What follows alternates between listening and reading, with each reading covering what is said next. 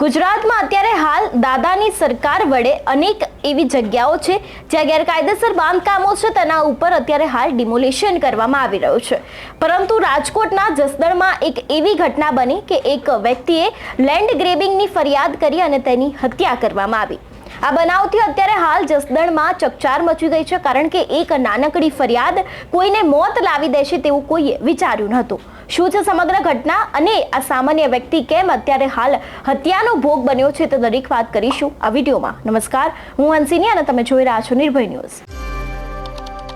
અત્યારે હાલ ગુજરાતમાં અનેક એવી જગ્યાઓ છે જ્યાં ગેરકાયદેસર બાંધકામ ઉપર ડિમોલિશન કરવામાં આવી રહ્યું છે, એટલે કે તે ગેરકાયદેસર બાંધકામને તોડી પાડવાનું કામ છે તે અત્યારે હાલ દાદાની સરકાર દ્વારા કરવામાં આવી રહ્યું છે. અત્યાર સુધી અનેક એવી ઘટનાઓ જોઈ છે આપણે, જેમાં ગેરકાયદેસર બાંધકામ ઉપર જેસીબી ફરતાની સાથે જ અનેક એવા ઝઘડાઓ થયા છે. એટલું જ નહીં, દાદાની સરકાર અમુક જગ્યાએ આ ગેરકાયદેસર બાંધકામ છે ત્યાં ડિમોલિશનની કામગીરી છે તે કરી રહી છે, પરંતુ અમુક જગ્યાએ કરી રહી નથી. અને હવે આનો જો ભોગ બન્યો છે એક સામાન્ય વ્યક્તિ.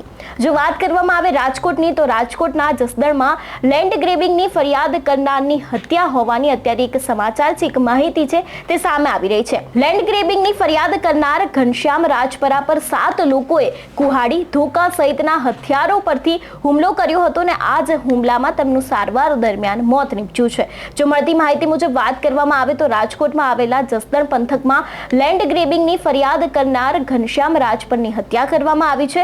ગેરકાયદેસર બાંધકામ અંગે તેમણે અરજી કરી હતી ને આ જ અરજી કરતાની સાથે જ જસદણ પંથકના લગભગ 7 જેટલા લોકોએ કુહાડી, ધોકા સહિત અનેક એવા ઘાતકી હથિયારો વડે તેમના ઉપર હુમલો કર્યો હતો અને આ જ હુમલામાં તેઓ અત્યારે હાલ મોતને ભેટ્યા છે.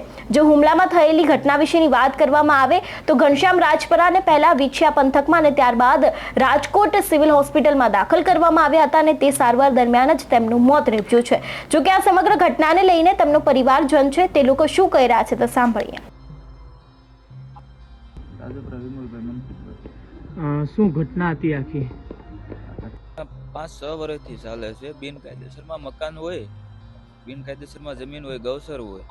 જોકે બિનકાયદેસરમાં અમારા પણ મકાન હતા. જોકે આ રબારી લોકોએ અરજીઓ કરી અમારા મકાન પડાવી દીધા હતા. અને હવે જે રબારી લોકોના બિનકાયદેસરમાં મકાન છે, જમીનો છે, ગૌસર છે, એની ઉપર અમે અરજી મારા ભાઈ એટલે જોકે એને બધી મિલી ભગત છે, બધા મોટા અધિકારીઓ રે. જોકે એને નોટિસો આવે છે પણ કોઈ જાતનું કામ થતું નથી. કોઈ જાતનું મકાન છે, કોઈ જમીન છે, કોઈ ગૌસર છે, છૂટું થતું નથી.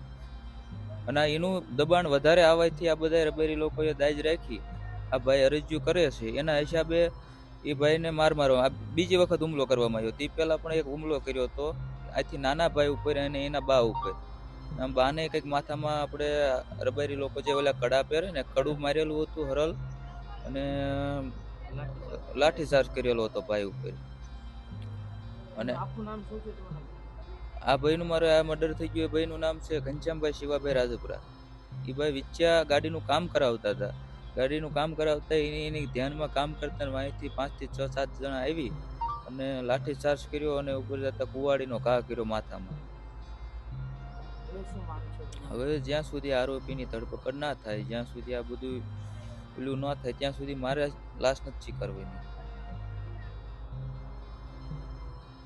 અત્યારે હાલ મૃતકના પરિવારજનોને આપણે જે પ્રમાણે સાંભળ્યા તે પ્રમાણે એવું લાગી રહ્યું છે કે તેઓ કહી રહ્યા છે કે આરોપીને તાત્કાલિક રીતે ઝડપી પાડવામાં આવે તેવી અત્યારે હાલ તેમના દ્વારા માંગ કરવામાં આવી છે.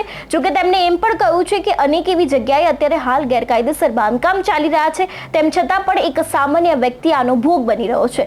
ગુજરાતમાં અત્યારે આપણે વાત કરીએ એ પ્રમાણે કે છેલ્લા 1 વર્ષમાં અનેક એવા ગેરકાયદેસર બાંધકામો છે અથવા તો અનેક એવા આરોપીઓના ઘર ઉપર બુલડોઝર ફેરવવામાં આવ્યું છે, પરંતુ હવે એક સામાન્ય લેન્ડ ગ્રેબિંગની અરજી આપતાની સાથે જ અનેક એવા 7 લોકો છે જેમને આ વ્યક્તિ ઉપર, જેને ફરિયાદ કરી હતી તે વ્યક્તિ ઉપર તેમના દ્વારા ઘાતકી હથિયારો વડે હુમલો કરવામાં આવ્યો હતો અને અંતે તે મોતને ભેટ્યો હતો. ગુજરાતમાં અત્યારે કાયદો અને વ્યવસ્થા સાવ કથળી પડ્યા છે. આ બધાની વચ્ચે એવું પણ લાગી રહ્યું છે કે જે પ્રમાણે આ વ્યક્તિ ઉપર સરેઆમ દિન દહાડે આવી રીતે હુમલો કરવામાં આવ્યો તે પણ અયોગ્ય છે. પોલીસ ઉપર પણ સવાલો ઊભા થયા છે, કારણ કે એક લેન્ડ ગ્રેબિંગ જેવી સામાન્ય ફરિયાદમાં કોઈ વ્યક્તિ મોતને ભેટે છે તો ગુજરાતની પોલીસ શું કરી રહી રહી છે તેવા પણ અનેક એવા સવાલો ઊભા થાય છે. જોકે આ બધાની વચ્ચે ભાજપ સરકાર દ્વારા અત્યારે હાલ જે ગેરકાયદેસર બાંધકામ છે તેને લઈને પણ અનેક એવા કામો છે તે કરવામાં આવી રહ્યા છે અને આને જ લઈને એક સામાન્ય વ્યક્તિ છે જે આનો ભોગ બન્યો છે. જોકે અત્યારે હાલ તેના પરિવારજનો છે તે માંગ કરી રહ્યા છે કે અત્યારે હાલ જે તે આરોપી છે જેમના દ્વારા જે 7 લોકો દ્વારા તેમના ઉપર હુમલો કરવામાં આવ્યો છે તે દરેક લોકોની અત્યારે હાલને હાલ ધરપકડ કરવામાં આવે અને તેમના વિરુદ્ધ કાયદેસરની કાર્યવાહી છે તેને હાથ ધરવામાં આવે. તમારું શું માનવું છે આ વિષયને લઈને અમને કમેન્ટ કરીને ચોક્કસથી જણાવજો. તેની સાથે જ મારી ચેનલ નિર્ભય ન્યૂઝને લાઇક, શેર અને સબસ્ક્રાઇબ કરવાનું ભૂલશો નહીં. નમસ્કાર.